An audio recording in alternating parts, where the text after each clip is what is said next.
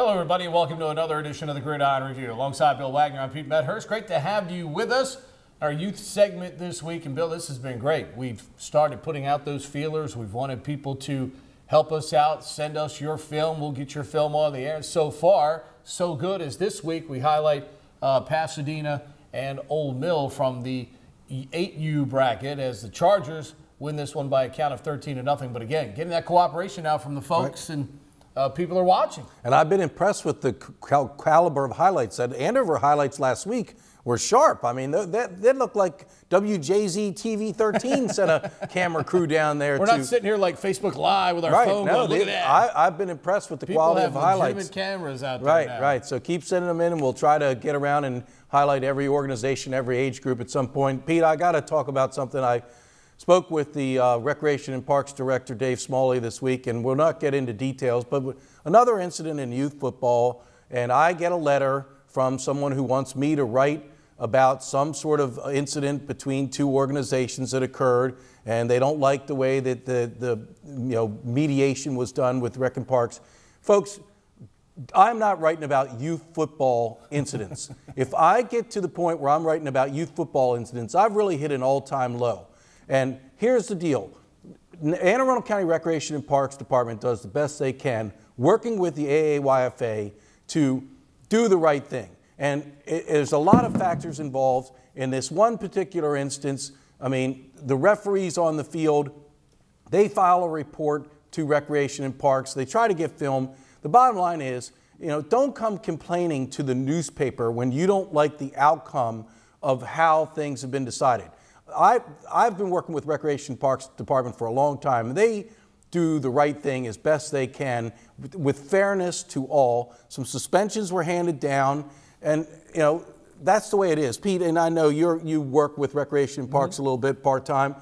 Can you weigh in on this? I mean, part of it, again, you can only go by the video evidence that is available, and the report of Senate that the file by the official. You got to trust the official's report in all of this. And the problem is, and all you have to do is follow the local message boards and stuff. There's a lot of he said, she said in these things. Of course. And people, and look, in incidents like this, people say stupid things on the message board. The people involved and people who are not involved, when everybody should just back off unless you saw it. You really have to back off in situations like that. And I think in this case, which is crazy, and you mentioned all the quality of the cameras, there was a lack of video. Right, in this particular instance. And that's, you can only go by the he said, she said, what the officials saw, and things of that nature. So, I mean, look, everybody tries to mediate it as fairly as possible, and that's really all that you can do. But what we could do is not have this incident happen. Well, but look, the incident really was player related. Right, it happened on the field. It happened on the field. But what happens is the behavior of the people outside of the incident then take precedent over the incident, and it escalates when the parents need to be the one that sets the example for the kids. What gets me, and what's really disturbing to me right now, is the people who, through choice vocabulary words, take shots at referees. Look, youth league referees are just like youth league football players. Many of them are refereeing for the first time, okay? They are learning just like your players are learning out there. Everybody expects them to be NFL referees. NFL referees have the value of replay to back them up. College football has the value of replay to back them up. We have people out there that don't like the rules and how they're applied, especially as it becomes in terms of big hits and things of that nature right now. Guess what?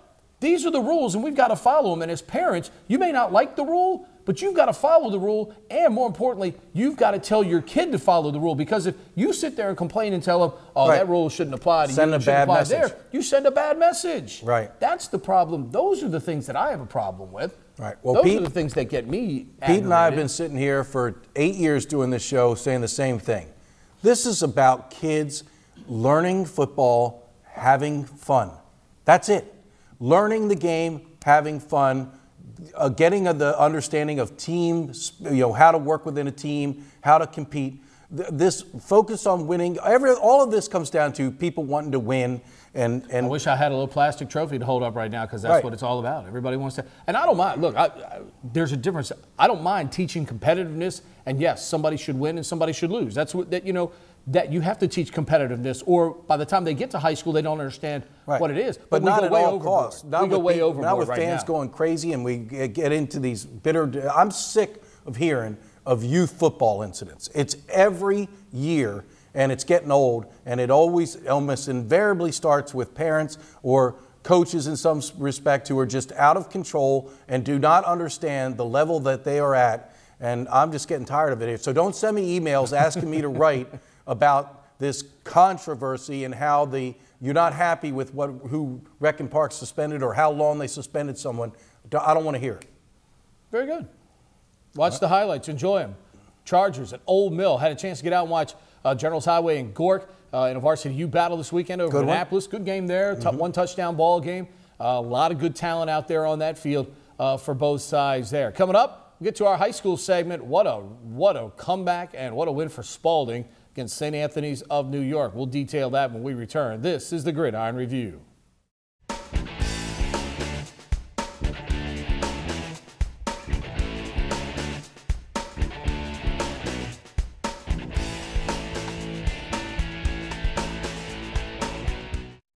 Welcome back. Our high school segment now. Man, St. Anthony's Spalding, St. Anthony's rolling team from New York up 21.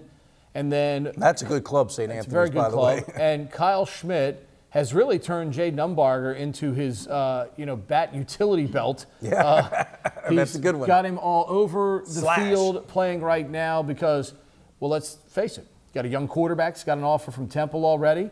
You've got Umbarger out there. And what do you do when you have your best players? You find great ways to get the ball in their hands to affect the game. Umbarger helps lead a comeback from 21 down. They beat St. Anthony's 43-42. Right, Jaden Umbarger, who's committed to Navy, and we were talking off air, wonder where Navy's going to use him. Well, he's playing safety for Spalding. He's playing wide receiver sometimes. He goes in the backfield. He will line up at quarterback. You never know where he's going to play. In this particular instance, they needed to come back, and they put him at quarterback, and he's also a returner. Yeah, he had a 96-yard touchdown 96-yard kickoff return. And I like that. That is, taking a great player, using him you never know. If you're the defense, where is he? Where is he lined up? Where's number 5, I believe his number is. But found Chris Clark for the go-ahead 2-point conversion, which eventually won the game. And that's a great win. 22-point comeback. I mean, that is awesome. And Kyle was fired up. And, Kyle Schmidt has done a really good job of taking Spalding. They are slowly climbing the ranks to being one of the top programs in the entire Baltimore metro area. He's playing a national schedule to some extent. They had a team from Florida on the schedule, Bishop Moore. They're playing good counsel. This team, St. Anthony's, a very good, strong team from New York. So mixing in with their MIAA schedule, they're also playing some really good out-of-state opponents. And Spalding is legit. They are not the Martin Spalding that you and I knew when we were younger. I teased Jeff Porter from Parks and Recreation because he went to Spalding. Yeah. I said, because the Capitol years ago, when I was a kid in school, and you were working for the Brooklyn News, they used to spell it S-P-A-U. Yeah, it changed, right? D-I-N-G. Right. Well, now it's Archbishop Spalding without the U. And look, they've really done a marvelous job with the athletic program over there, especially with the football program, stepping things up there. You can see some of the highlights of that game right here. Big win for Chesapeake, Bill. And talking with Kenny Browning on social media this week, this has never happened. Chesapeake's varsity and JV, both 6-0 after a big come-from-behind win. Young to Russell Tongue for the go-ahead score for the Cougars in that one as they beat South River. And a big game for South River because South River could have been in a really good spot. Right. Well, they got the early lead and could not hold it. Got up 2 touchdowns. Right. Well, going back to what you just said, JV and varsity both 6-0. That means you've built a program.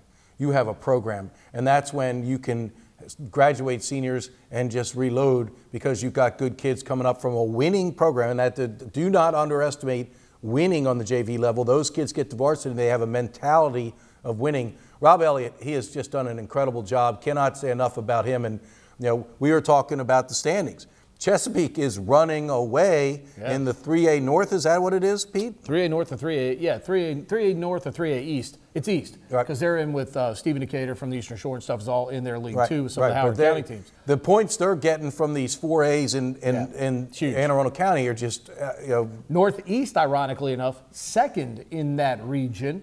So, you're talking about two programs that a few years ago wouldn't even be a factor, and now are major factors in there. And a big win for Annapolis, Bill, or for Northeast getting by Annapolis 36-28. And so South River and Annapolis both lose, and they're sitting there with South River, Annapolis, Old Mill, all sitting there now at 3-3. Savannah Park sitting at 3-3, all battling for that final spot in Class 4A East. And who would have thought that Chesapeake is sitting there affecting the 4A by beating all these 4A teams? Absolutely. Well, Broadneck obviously leads the 4A East. North Point is unbeaten, may not lose down there in Charles County. So, there's going to be a real battle. I think Arundel is number 3. Is that correct? So there's going to be a real battle for that 4th spot. But a real statement victory for Northeast. Again, running the ball effectively. That's what they are, a ground and pound team under Coach Brian Boblitz. But, they got to 5-0. Got hammered by Broadneck, but I think we're going to find that everybody's going to get hammered by Broadneck. Yeah, they're on a different level. They hammered Old Mill this week. So this is a real statement game for Northeast to rebound from the Broadneck loss and beat another team, Annapolis, that is a quality opponent. A great win for Northeast, and this is starting to become the greatest season in Northeast High history. It's slowly getting to that point. Josh Krishik with 161 yards for the Eagles, who are now sitting at 5-1. As I said, number 2 behind Chesapeake in that 3A playoff race. Savannah Park, Jordan Hallett threw a touchdown pass to Demetrius Powell, and Wyland Tompkins ran for an 11-yard score as they beat Glen Burnie by a score of 20-15. St. Mary's getting by Archbishop Curley, 27-24. Marcus Marshall, a big game. And I got to give some shout out to the St. Mary's coaches because they did not look good early in the season. In fact, they took some pretty sound beatings. I mean, they're a very young team. St. Mary's had a very veteran, senior-laden team that won the MIAA B Conference Championship last year, graduated a lot of players, and so you got to give the coaching staff a lot of credit. They had to rebuild. It took a few games, but they're playing some pretty good football, and at just the right time as they move into their MIAA B Conference schedule. Meanwhile, Austin Sly, 15 of 19 for $177 as Arundel had no problem with North County, 56-12 in that one. De'Ara Oliver for 109 as Meade beat Southern by a score of 31-0. And Bill, as you mentioned, I mean, unbeaten Broadneck, 35-0 over Old Mill. And, Old Mill's had some kids defect the neighborhood, head over to Spalding. That's been part of it. And you know what? Sometimes when you cycle through, they had set the bar so high at Old Mill that when you maybe cycle down a bit or have a class that kind of cycles not to the same level, this is what you have with Old Mill, and they're in uncharted territory right now, just trying to hang on to compete for the 4th spot. But that's because they had set the bar so high, and now they're kind of in a regular cycle right now. Right. No program had been more consistent than Old Mill. I mean, I think they had something like 37 straight games in which they did not lose to an Anne Arundel County opponent. So, I mean, this is a little bit of a shocker. I mean, they're losing some games that they have not lost in the past. This is a big game coming up this week. Chesapeake plays Old Mill. Here's first time in years that I can say that Chesapeake is favored to beat Old Mill. Who would have thought that? So here, unbeaten Chesapeake, and this could be a real signature win for Chesapeake because I don't care. Old Mill's Old Mill, and they don't care what their record is. If you're Chesapeake and you beat Old Mill, that is a huge confidence boost for your program. Another big game coming up this week, the Battle of B&A Boulevard, as we've dubbed it. And North County's been winless. They've had, North County's played tough. They've been in some games. They've been able to score some points. Their defense, they just give up too many points. But Glen Burnie has 1 win, North County 0. Glen Burnie's been in a lot of games too. They have. They were in this game this past week. They didn't, but so that's a big game up in the North County, the Battle of B&A Boulevard. North County at one end, Glen Burnie at the other. So that's another big game. So let's see. We shoot from a studio that's on B&A Boulevard. If we follow B&A Boulevard, we might eventually run into that game. That's right. There you go. Come back and talk colleges and pros when we return on the Gridiron Review.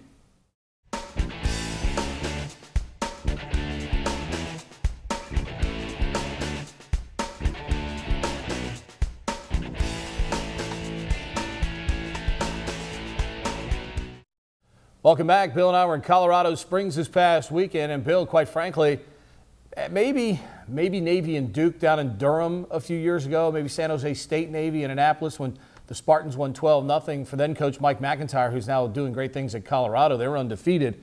Can't remember really a time where the Mids just did not have it seemingly in almost any phase as Air Force beat them pretty soundly on Saturday, 35-7. Right, and the most disturbing thing is that Navy had 2 weeks to prepare for this game. And Ken Niumatalolo, head coach, had said, we have no excuses.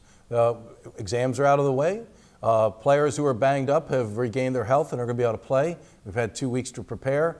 So that was very disappointing to have 2 weeks. And normally Navy under Coach Ken Niumatalolo with 2 weeks to prepare is very, very good. That's a stat that they run about how when they have time to prepare, they're very, very usually win. Very disturbing. A lot of problems going on with Navy. It starts with the offense. It's just something's not clicking. It just doesn't seem right. It doesn't look like the triple option that we've become accustomed to seeing that's run with such precision. And, it used to be the Navy lined up and said, we're going to run the fullback dive, we're going to run the quarterback keeper, and we're going to run the slot back pitch, and you try to stop it. And I don't see that right now. The offense seems discombobulated, hodgepodge. I mean, your thoughts, Pete, on that? I mean, something's not right. I mean, you wrote a column. You can go to capitalgazette.com and look at Bill's column this week on it. I think there's a lot of accuracy in it as to the way the results are coming about right now. But the one thing I will say, this coaching staff's got a lot of knowledge, and I do believe at some point they're going to get it right. They're going to figure it out, what they want to do, how they have to fix it.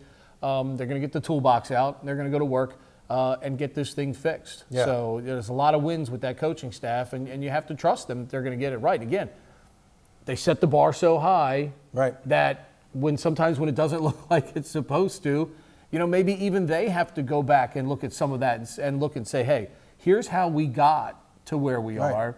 Maybe we need to go back to that page a little bit. And I think sooner rather than later, because the season is slipping away. Most ridiculous month I've ever seen on a Navy schedule coming up here. Temple, Houston, and then undefeated Notre Dame, undefeated Cincinnati, undefeated Central Florida. Right. I mean, there is not. Hello. Right. I'm telling you right now, if Navy continues to play the way they have been, and that's the key, you got to turn around and play better football. Right now, there's not a lot of wins left on the schedule.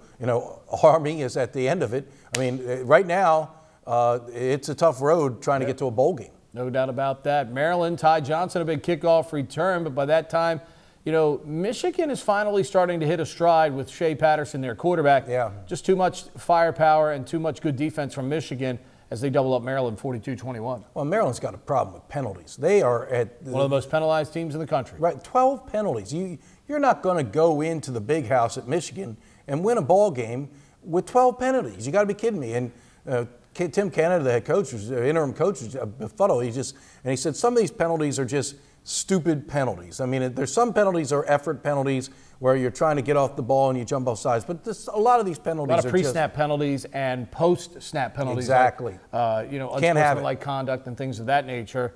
And that certainly hurt the Terps on Saturday. They got Rutgers coming up, though. They might be able to get healthy at home. Should be a fourth win for the Terps coming up. Rutgers is pretty bad. Meanwhile, bad penalties hurt the Redskins. 2 on third down where they would have gotten Drew Brees off the field. That got automatic first downs for the Saints. They scored both times, and Brees, of course, goes on to be the league's all-time passing leader in terms of total yardage as they hammer the Redskins 43-19. Drew Brees, Bill, when you look at him, he doesn't meet all the measurables. He's 6 foot tall, barely. Doesn't have the shotgun for an arm that you're looking for. A guy's not going to uncurl a 75-yard bomb in the air. All he does is win games. He's going to go to the Hall of Fame. The Saints looked really good last night. Yeah, that was a tough situation. It was a Drew Brees coronation night. It was just everything was set up to honor him, his family on the field. And, I mean, but for the Redskins. And the NFL had a little laminated certificate. Yeah, they did. Wasn't that nice? They had congratulations, the Hall of Fame guy with the white gloves there, ready to take the ball to the Hall of Fame. But that play that set the record was a perfect example. What are the Redskins doing in coverage? I mean, guy comes wide open. Here's the thing, Bill. If we had a whiteboard, I'd draw it up for you. Josh Norman went this way, and the receiver went that way. Yes. That's not good. No, it doesn't work. Drew Brees isn't going to miss. No, and he had a couple plays like that where receivers were running wide open. Redskins just got to, flush this one and regroup because And NFC East, Pete, I think it was the first time that every team in the NFC lost in the same week as something like that. The Redskins, by the way, still in first place by a half game. Eagles lost Jay Ajayi to a torn ACL. as well. Dallas Cowboys are a mess. They are, and the Eagles are 1-4. Meanwhile, the Ravens lose in Cleveland by a score of 12-9. Cleveland's kicker with the ugliest game-winning field goal maybe in the history of the National Football League, but it shouldn't get to that point. The Ravens Absolutely not. Ravens offense, which had been pretty good the last couple of weeks, just was not efficient enough on Sunday. Well, Michael Crabtree should have caught the game-winning touchdown. A perfectly thrown ball by Joe Flacco skips off his fingertips. He's brought in here. It was a tough catch. Joe fitted into an incredibly small window. window. He's paid to make those catches. Right, and Joe's can take heat, but Joe made a big-time throw there into a small window. Crabtree's got to catch that ball. Right, no, and they again, a fumble in their own territory leads to points. They had another kick blocked. I mean, this is 2 field goals. Justin Tucker's automatic if he can get to the point of kicking the ball. So, Raven, this is a terrible loss. This is just, I know the Browns are better. Baker Mayfield, he's exciting, but this is a terrible loss. Sorry. I can't believe my field goal got blocked. Maybe he'll say that on the next Royal Farms commercial. That'll do it for us. Bill and I actually get to stay home for a couple of weeks. Thank God. Back-to-back home games. We've been on the road a lot. Hawaii, Texas, Dallas, Colorado Springs. My goodness. And we got San Diego coming up. End of the month. Undefeated Notre Dame might be waiting for the mids when we get there. That'll do it for us. Our thanks, as always, for you to watch. Thanks for all of our highlights that our folks are sending in. We'll see you next week on the Gridiron Review.